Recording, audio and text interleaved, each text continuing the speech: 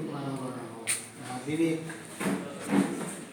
अलिकति तर्क बाँच्ने साहित्यिक बाँच्नु सुभाष सहितको आदरणीय सभाध्यक्ष महोदय, पश्चिम पाली उहाँसँग भेट भयो, उहाँका कोष्ठमा गएर बस्ने कुरा पनि गऱ्यो।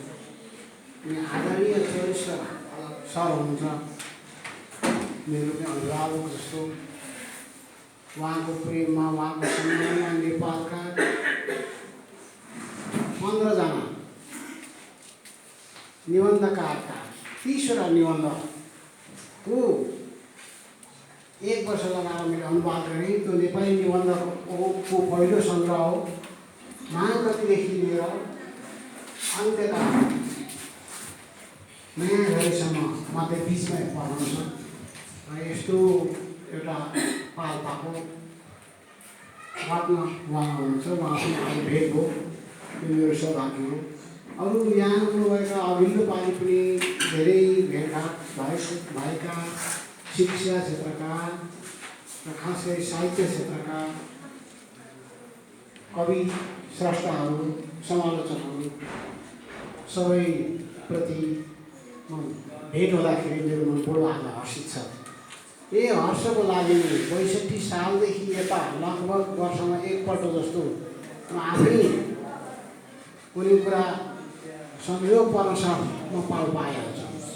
किनभने कस्तो भने बडो हालखुट्टाले जोडिएको आफ्नो पुरानो घर आफन्तहरू भेट्न जस्तो यो मन मेरो बडो बेचैन हुन्छ बेला बेलै। अनि पाल्पा आएर भेटघाट गरेर एउटा कार्यक्रम गरेपछि फेरि शान्त हुन्छ 6 महिना जति। त्यस पछाडि फेरि मन अलिकति बेचैन हुन थाल्छ। यस्तो बानी छ। योभन्दा अघिल्लो पालि पनि यही धवल पुस्तकालयमा नै टङ्क पन्थजीको त्यही यसै भएको नि त। अघिल्लो पालि पनि उहाँ भाइको कृति विमोचनको अवसरमा म आएको थिएँ।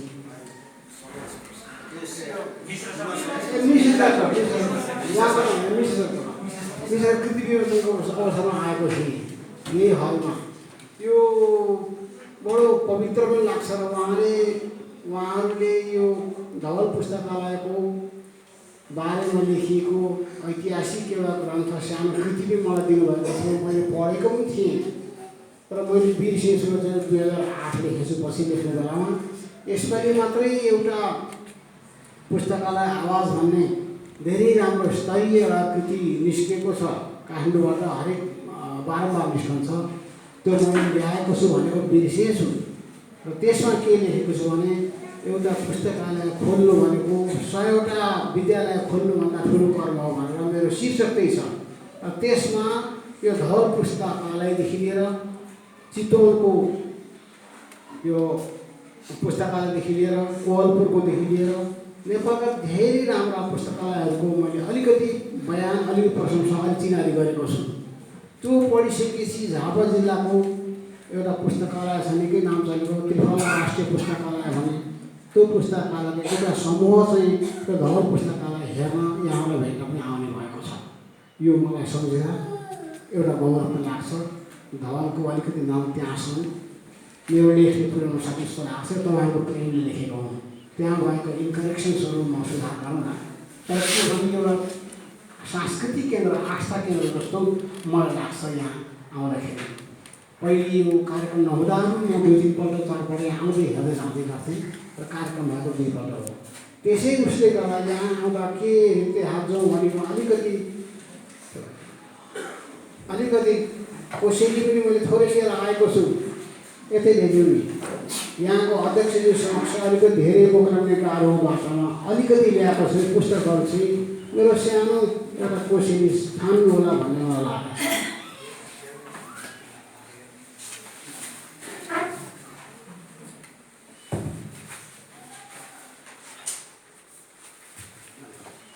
यो काठमाडौँको सानो पत्रिका छन्। हिमाली गुराँस भन्ने साहित्यिक पत्रिका, अक्षरमार्ग भन्ने यो बनेपाको पत्रिका स्तरीय यो पनि आउँछ। हिमाली गुराँस सानो साहित्यिक पत्रिका छन्। एउटा चाहिँ मेरो कान्छा काकाको जीवनी बारेमा चाहिँ राम्रो छ। एउटा चाहिँ पिलग्रिमेजेस भन्ने मेरो अङ्ग्रेजीमा लेखिएको चाहिँ अक्षर मार्गको आसाम हामी गयौँ 10 जनाको समूह आसाम विशेषज्ञको पोहोरसँग गएको यो छ। एउटा चाहिँ भर्खर विमोचन भएको बन्धनमा मुक्ति भन्ने रुकु कार्कीको संस्मरण छ। एउटा गोविन्दराज भट्टराई साहित्यकार भन्ने धेरैजना लेखेको एउटा कृति छ र एउटा मेरो अलिकति पाठ्यक्रममा वरपर चर्चा भएको उत्तर आधुनिक विमर्श भन्ने एउटा कृति छ। यी किताबमा अध्यक्षज्यूलाई हस्तान्तरण गर्न चाहन्छु।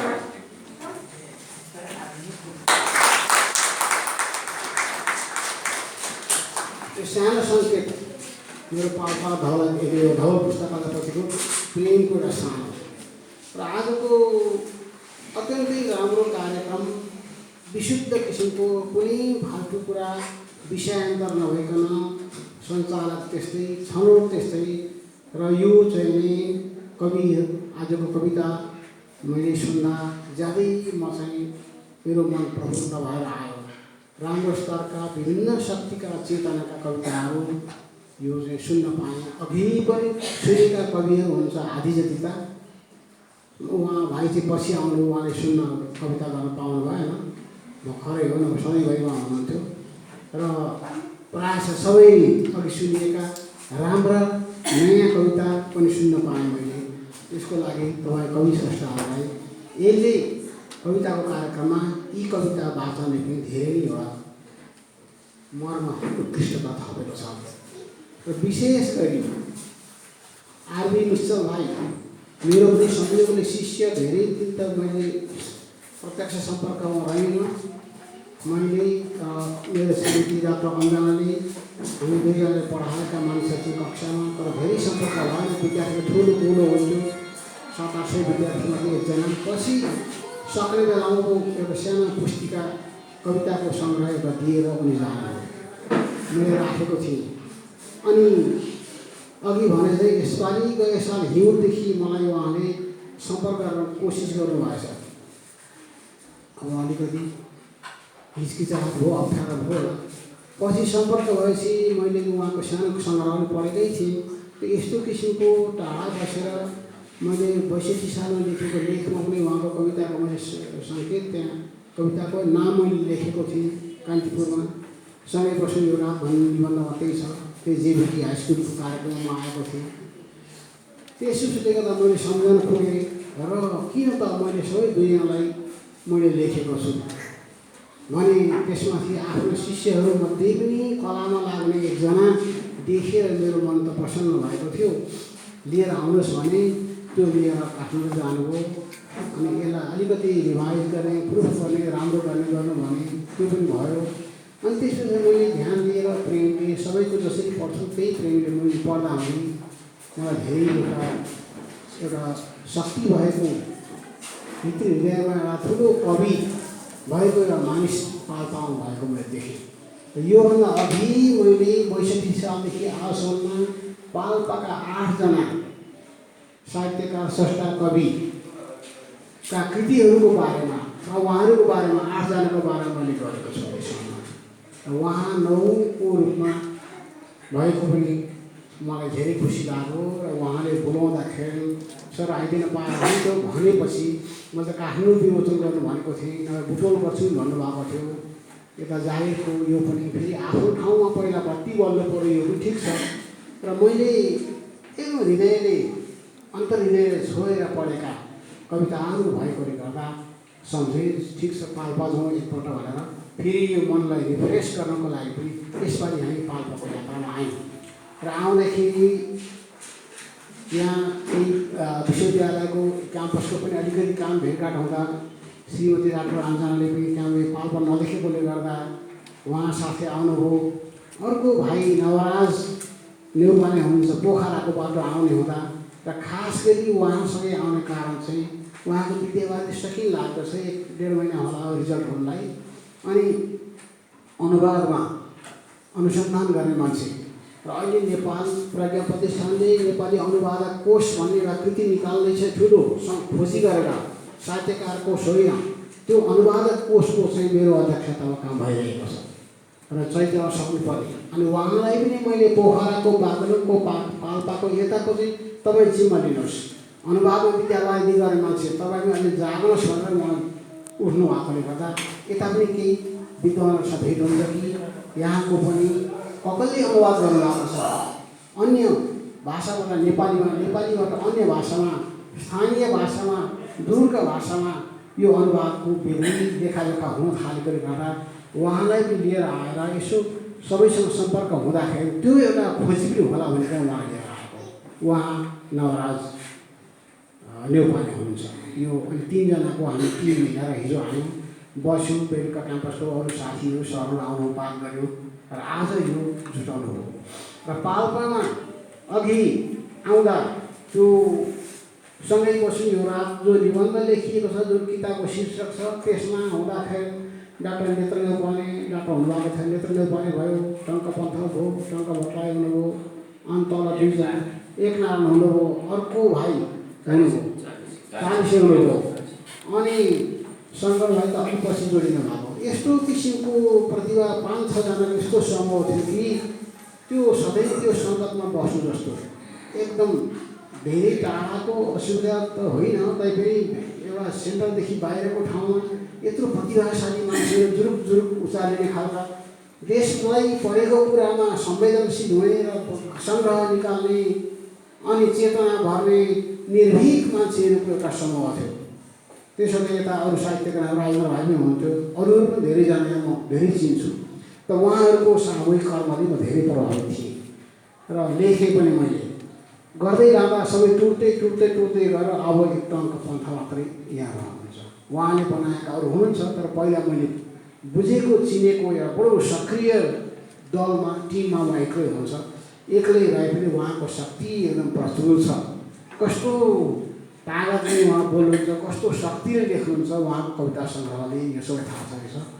अस्ति स्याङ्जामा भएको कार्यक्रममा पनि गएर उहाँले प्रभावित गर्यो र आज जो लेख्न हो, जो फ्रेसनेस, जो स्वच्छता, जो शक्ति, जो स्पष्टता, जो छन्द र लय यस्तोले भरिएको यो सबै शक्ति भएको मान्छे उहाँको प्रेमले पनि म आउँदैछु। यो यस्तो अघिल्लो पालिमा अर्गनाइज उहाँले गरेको गराइदिएको निमित्त चाहियो।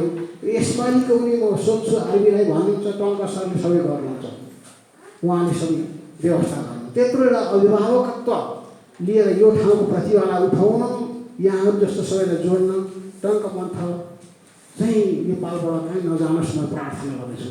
त्यो धेरैजना गइसके त बाहिर यस्तो भएको छ र यसुसले हामी यहाँ आज आयौँ र टङ्क हाम्रो आर्मी मिसलको बारेमा मैले लेखेको छु त्यहाँ फेरि म दोहोऱ्याउन चाहन्छु।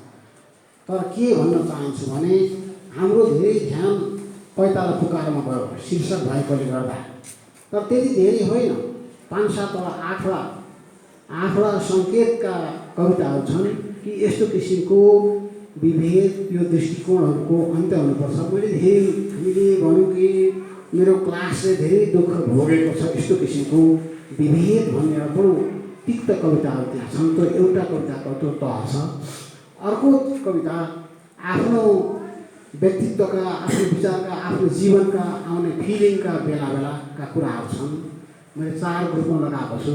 अर्को देशकै कुराहरू, समाजका कुराहरू छन् र अर्को चाहिँ माथि उठेका एउटा आध्यात्मिक चिन्तनका अस्तित्वका, खास गरी आध्यात्मिक भन्दा पनि एक्जिस्टेन्सका कविताहरू छन्। त्यस्तो अस्तित्ववादका कविताहरू लेख्ने मान्छेहरू अत्यन्तै कम छ।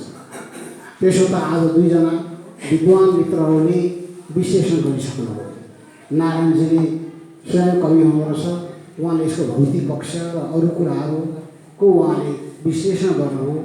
गरे तापनि एउटा कुरा म उहाँलाई निवेदन गर्छु कि कविले यस्तो लेखोस्, यो लेख यो नलेखाने भन्न सक्दैन। आफूले लेख्दा पनि अरू 1000 जनाले 1,00,000 जनाले चाहे जस्तो लेख्न सकिँदैन, आफूले जस्तो लेखिन्छ। पनि आफू यो फ्रिडम खेल्ने ठाउँ यो कला मात्रै हो। स्वतन्त्रता नाच्ने ठाउँ कला मात्र अन्त कहीँ छैन।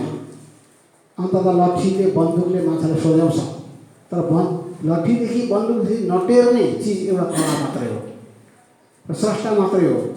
स्रष्टा मात्रै कुनै युद्धमा पनि डराउँदैन, कुनै लट्ठीदेखि डराउँदैन, बन्दुकदेखि डराउँदैन र यो सृष्टि बचाउने एउटा स्रष्टा मात्रै हो।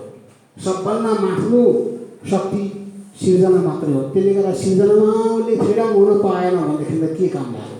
त्यस कारणले यस्तो लेख नभनौँ हामी कसैले। जस्तो हृदयले तिमीलाई जे हराउँछ त्यही लेख, त्यही नै कविता। हाम्रो शङ्कर भाइले पनि भन्नुभयो र यो तपाईँहरूलाई म किनभने 50 सालले कविता सुनाए पनि एउटै थिम हुँदैन, एउटै भाका हुँदैन, एउटै शब्द छन्द हुँदैन, एउटै लय, एउटै विचार हुँदैन। यो बहुल विचारहरूको फुलको थुङ्गा हो। कविताको एउटा मान्यता यो छ। यस्तो लेख भनेर हामीले हरायौँ सिकायौँ भनेदेखि त्यो कविता हुनेवाला छैन। त्यो एउटा डिक्टेटरले गरेको कुरा मात्रै हो। यसमा हामीले होसियार हुनुपर्छ। र शङ्कर गैरी, डाक्टर शङ्कर गैरी भाइ, उहाँमा बडो प्रचुर मात्रामा विद्वता र समालोचना गर्ने शक्ति र बोल्ने शक्ति र विश्लेषण गर्ने शक्ति गहिरो छ। उहाँले धेरै मार्गमा कुरा गर्नुभएको छ। यद्यपि समालोचक भनेर मलाई मन पर्दैन। म पनि मेरो भित्रको समालोचकलाई चाहिँ म बेला बेला मूर्ति हान्ने गर्छु। कहिले गर्दा म बिग्रिने भन्छु। मेरो भित्र द्वन्द्व छ। समालोचक भने कस्तो चिजहरूदेखि आफू चाहिँ गर्न नसक्ने अरूलाई उपदेश दिने चिजहरू कि साँच्चै नै सिर्जना गर्नुपर्ने समालोचक हुनु ठिक छ। त्यसो हुँदा पनि ठिक छैन। किनभने यो चाहिँ अर्काको खेत जोत्नु मात्रै हो। बाहिर लाग्छ उसको। तपाईँ मरेर आफ्नो हलहरू आफ्नो धस हुनुहुन्छ। त्यस कारण समालोचक त्यति गतिलो चाहिँ होइन समाज। फेरि सरिसम हुन्छ कि त्यसो भन्दा थाहा छ। जे पनि समालोचकको त्यति राम्रो स्थान चाहिँ म देख्दिनँ। चौथो अन्तिम स्थान हो। 1 नम्बर कवि नै हो। 2 नम्बर नाटक र अहिलेसम्म उपन्यासकार। 3 नम्बरमा चाहिँ अरू आउँछन् निबन्धहरू गर्ने, चिन्तन गर्ने।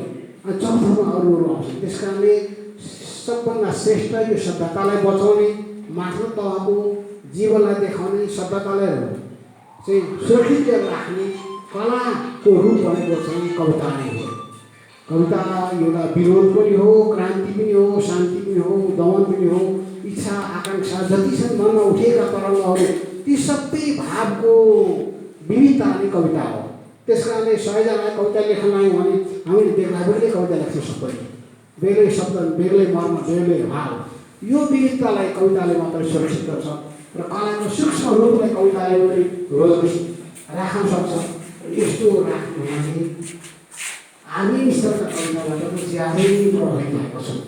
र कति प्रभावित भयो भने मैले भावुक त होइन, तर यो गाउँमा दुःखमा यहाँभन्दा कति 70 कि 50 कि 30 किलोमिटर टाढा बसेर स्कुल पनि पढाउँदै नानीहरू पनि हेर्दै के कसो अस्ति सधैँ के ढिलो भन्दै भाइ फोन उठाउनु किन ढिलो भयो भनेको अनि भैँसी गोबर फाल्दै थियो भने।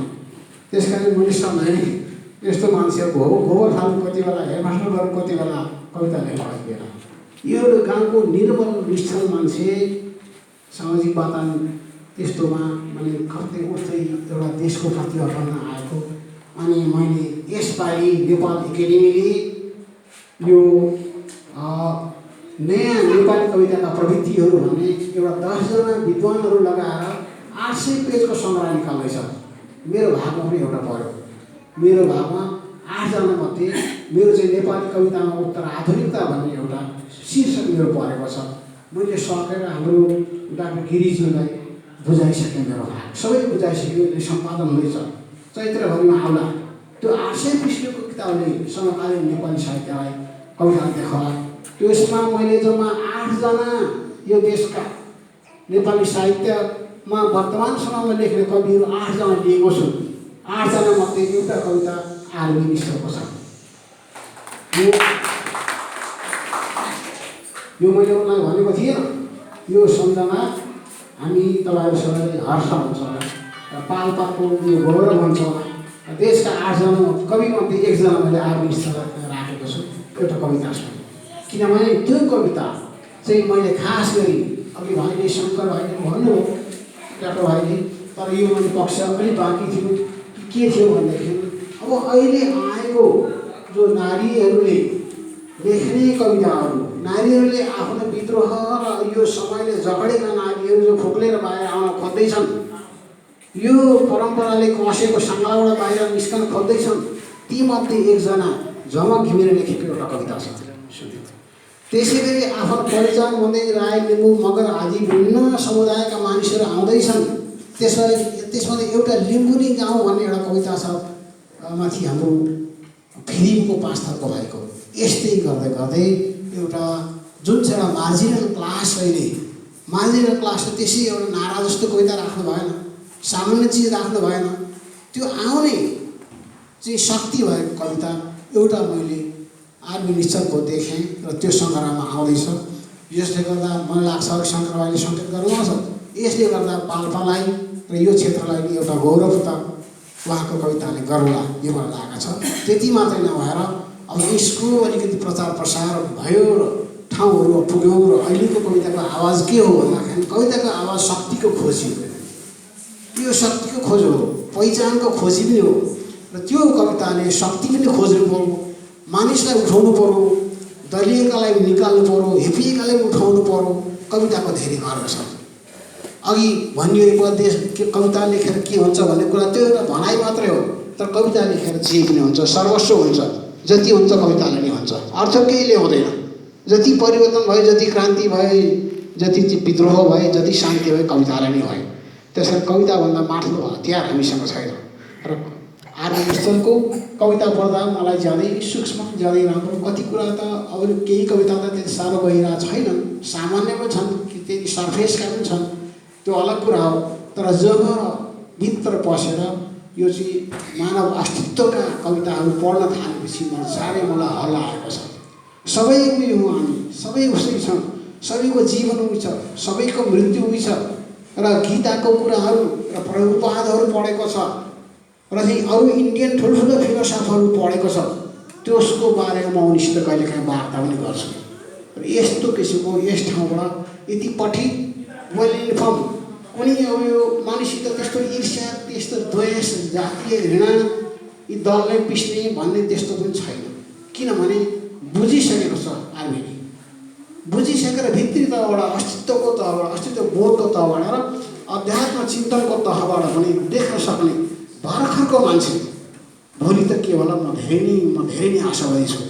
धेरै कामको बोझले अघि डाक्टर शङ्करले भने कोट लाइन कोट गर्दाखेरि काठमाडौँ भएको भएर यो शक्ति एकदम यो स्फुरण ठाउँ ठाउँमा, गोष्ठीमा, सम्मेलनमा जाँदै देखिँदै लेख्दै गर्न सक्ने भए त अर्कै कुरा हुन्थ्यो होला। तथापि के छ भने हिलोभित्र गाडिए पनि कमल फुलेकै छ, झोडीभित्र हराए पनि कमल फुलेकै छ। त्यस्तो किसिमको एउटा पुष्पवल्लिनी उनले चाहिँ अहिले नै पाल्पाको नाम यस कृति अहिलेको समकालीन शक्तिका कविहरूमा एकजना परेको हुँदा यो मलाई हर्ष लागेको छ। फेरि अरू पढ्न जान्छ, मैले कुनै आग्रहले होइन, त्यो लेभलको मैले पाएँ र अरू म धेरै त भन्न चाहन्न। आजको कामबाट म धेरै नै प्रभावित भएँ। प्रभावित के भने यो तपाईँहरूको प्रेमले म यहाँ आएँ। यो टङ्कपन्थज्यूले सबै हामीलाई जोडेर, यस्तो भाइ हुनुहुन्छ उहाँले जोडेर ल्याएको यहाँ हामी भेट हुन पायौँ। अघिका कविताहरू सुने, नयाँ कविताहरू सुने, यसमा पनि पाल्पाको शक्ति नै एकदम उठेको म देख्दछु जोडसँगले। यो भेट फेरि मलाई लाग्छ 1 वर्षको लागि। अघि अरू कति भनेर भाइले भन्नुभयो। अब अहिले फेरि अर्को हाम्रो पुष्करजीको कवितामा पनि मैले अहिले लेखेको छु। 10औं व्यक्ति हुनुहुन्छ। पुष्कर कविता लिएर कता उड्नुभयो, आज आउनु भएन, आउनु भएन। र खास गरी यहाँ पवित्र एउटा सांस्कृतिक केन्द्रमा चाहिँ आएर बसे जस्तो मलाई हुन्छ। अब यसमा जोडिएको इतिहास पनि म हेर्दैछु र यहाँ पवित्रता हुन्छ। तपाईँहरू सबैको छेउमा आउँदा म चाहिँ मैले अघि भने आफ्नै घरमा आएर बसे जस्तो मलाई आनन्द हुन्छ। र आज सुनेका सबै कविताहरूको मलाई छ। बहिनीले गाएको के थियो मैले बिर्सेँ, त्यो छन्दको कविता। उहाँको अत्यन्तै गला भयङ्करै राम्रो भावना, कला अत्यन्तै राम्रो। त्यो अलिकति मात्रा चाहिँ थोरै कोही अलिक अटेरी खालका निस्केछ, थोरै मात्रामा। उहाँ त्यसलाई अलिकति त्यहाँ मिलाउनु पर्छ होला। अरू चाहिँ यस्तो स्वर, यस्तो शक्ति होइन, यस्तो लयात्मक पाएको छ उहाँले, ती मात्रालाई पनि अलिकति मिलाएर केही थोरै गर्नुपर्छ। अरू सबै कविताको बेग्ला बेग्लै व्याख्या गर्नु जस्तो लागेको थियो, तर यस्तो समय अभाव छ। अब भाइले उद्घोषक भाइले एकदमै थोरै भन्नुभयो। त्यस डरले पनि म धेरै नबोलिकन हो र धेरै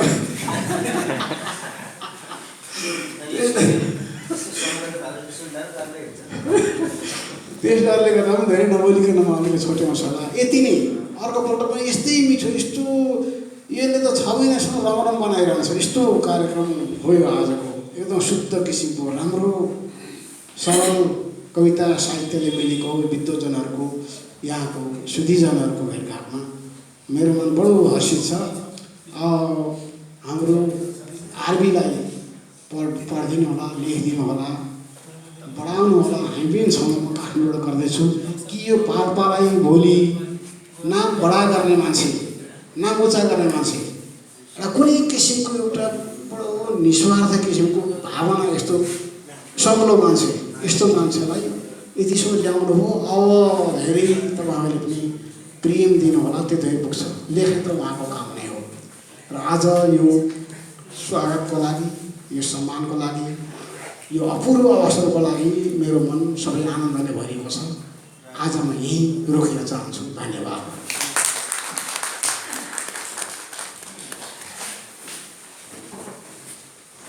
हार्दिक आभार तथा कृतज्ञता ज्ञापन गर्न चाहन्छु यो समारोहका प्रमुख अतिथि प्राध्यापक डाक्टर गोविन्द भट्टराईलाई। यो मान्छे त बोल्दिए हुन्थ्यो भन्नेहरूले समयमै टुङ्ग्याउँछन्, यो मान्छेले त अब नबोल्दिए हुन्थ्यो भन्नेहरूले टुङ्ग्याउँछ।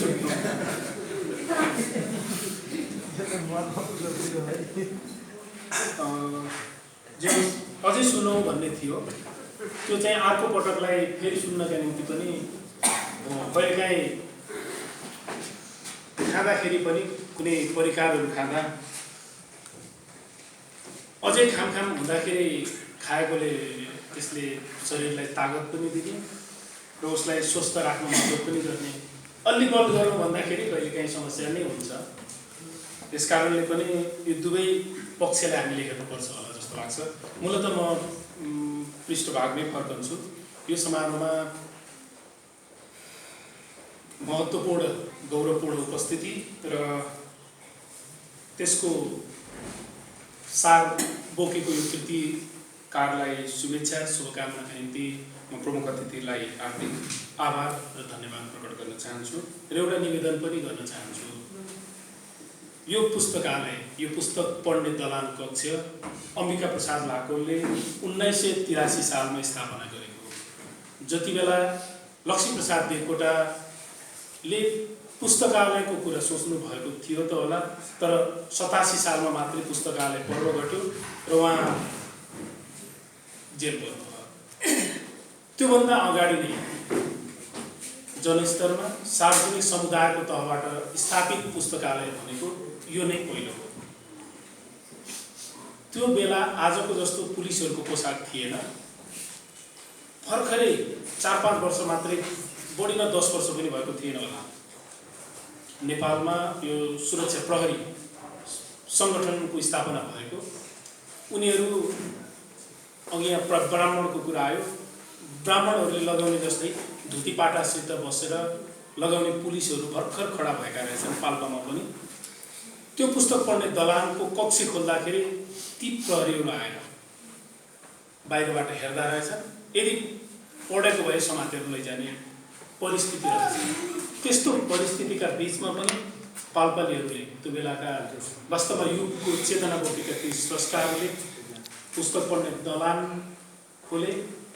पुस्तकालय भन्न नपाएर पछि कालान्तरमा पुस्तकालयको रूपमा आउँदाखेरि त्यो धवलागिरीको सेतो शुभ्रलाई देखेर धवल पुस्तकालयको रूपमा नामकरण भयो र यो परिमार्जन भएर आजको स्वरूपमा आएको छ। तर हामी कहाँ साझा संस्थाहरू, सरकारले त कानुनमा त गुठी संस्थाहरू, यस्ता सामुदायिक संस्थाहरूलाई चिन्दैन। एनजिओलाई चिन्दछ, सहकारीलाई चिन्छ, जहाँ नाफा र वैदेशिक ऋणहरूको आउने जाने उठ्तीपट्टी चल्छ, त्यस्तो ठाउँहरूमा ती संस्थाहरू चिनिन्छन्। तर सामुदायिक संस्थाहरूलाई चिन्ने संरचना हाम्रा कानुनहरू पनि छैन। अझ पुस्तकालय जस्तो संस्था यस्तो परिस्थिति भइरहेको छ। यद्यपि केही पहलहरू हामीले आफैले पनि गरेका छौँ। यहाँको कलम चल्दाखेरि चलि नै रहन्छ भन्ने विश्वास छ। यति निवेदन गर्दै म प्रमुख अतिथिज्यूलाई लेखकको तर्फबाट मायाको चिनो छ, त्यो मायाको चिनो प्रदान गरिदिनु हुन आरबी निश्चलज्यूलाई हार्दिक अनुरोध गर्दछु र प्रमुख अतिथिज्यूलाई अनुरोध गर्न चाहन्छु।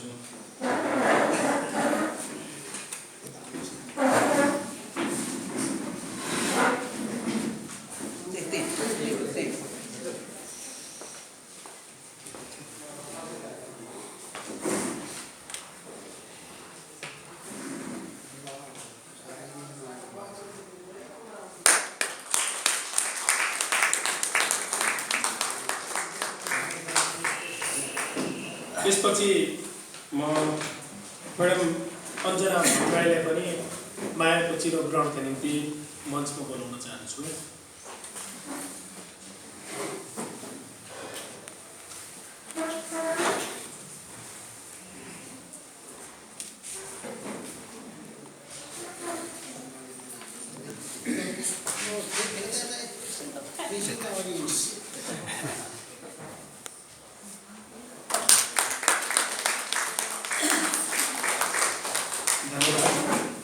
त्यसपछि अब हामी कार्यक्रमको समापनको क्षणमा छौँ।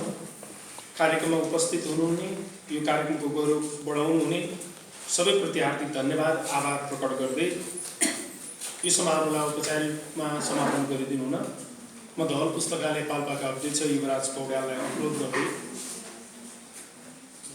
अब अघिका कोर्राहरू यही मात्रै सीमित हुनेछन्। धन्यवाद। धन्यवाद सञ्चालकज्यू। यस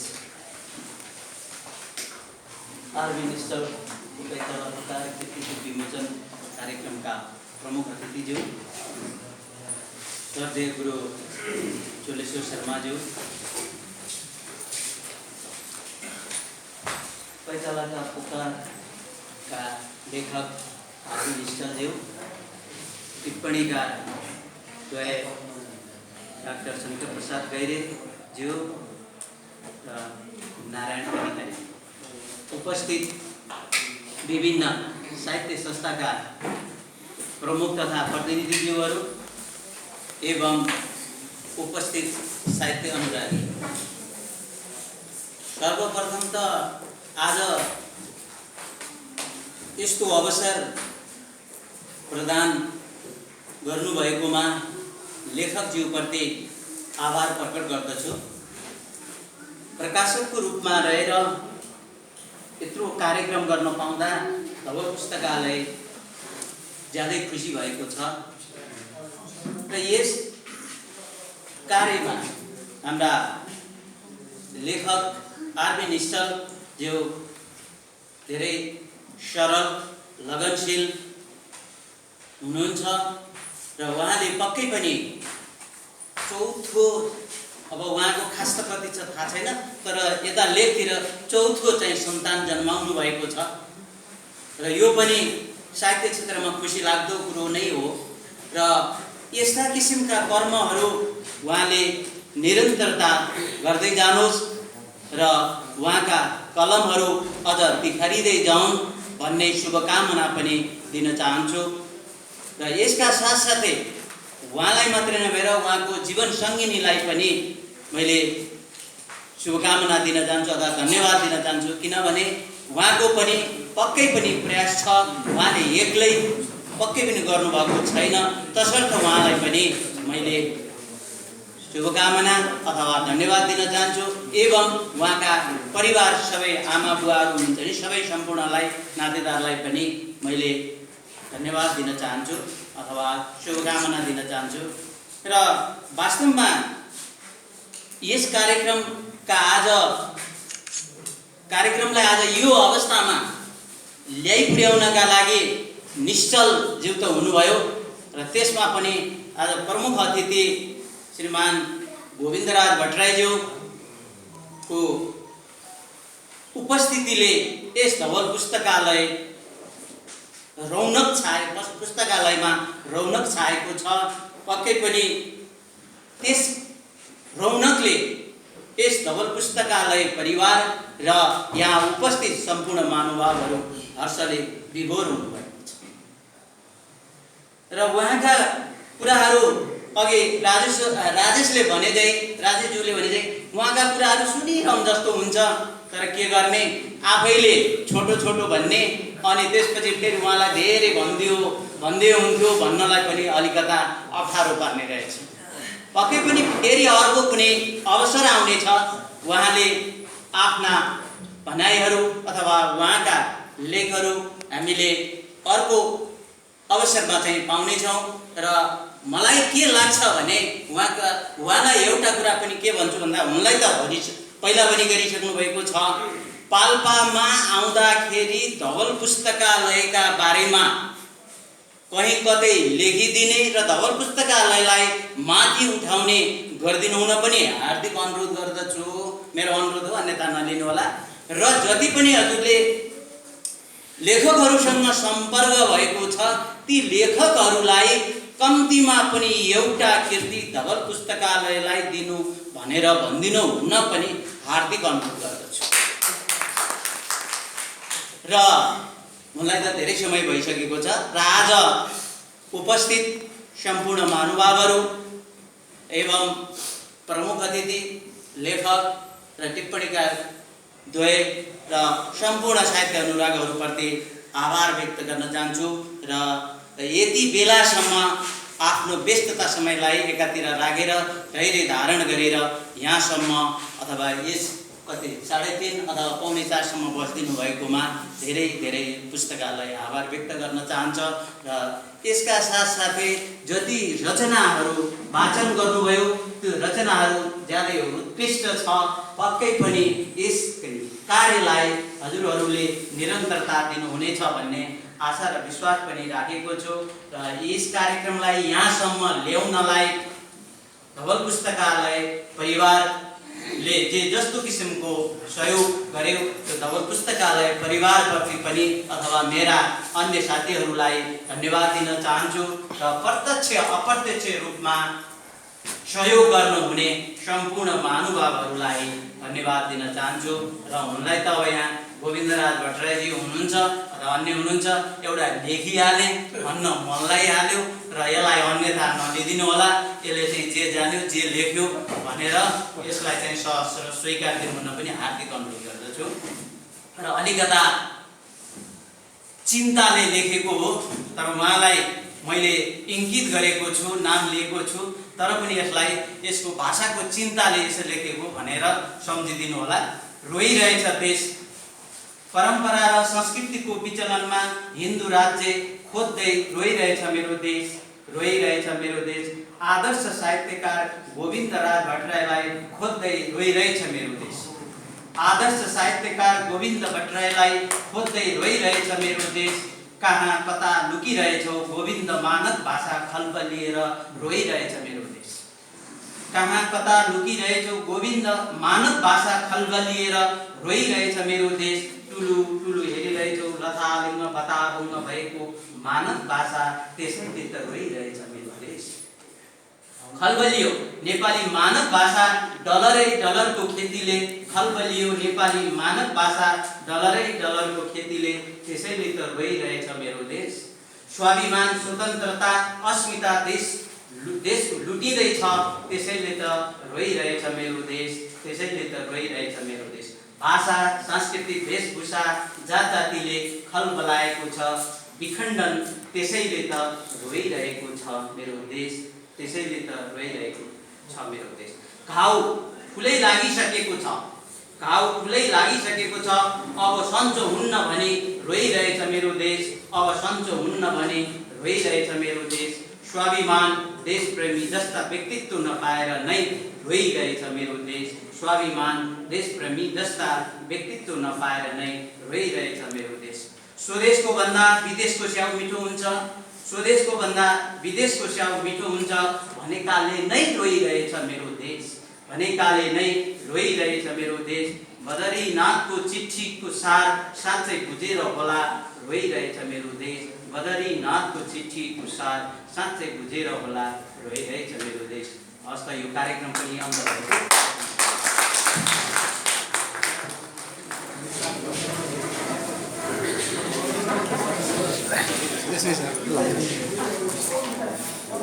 सेभ गर्नु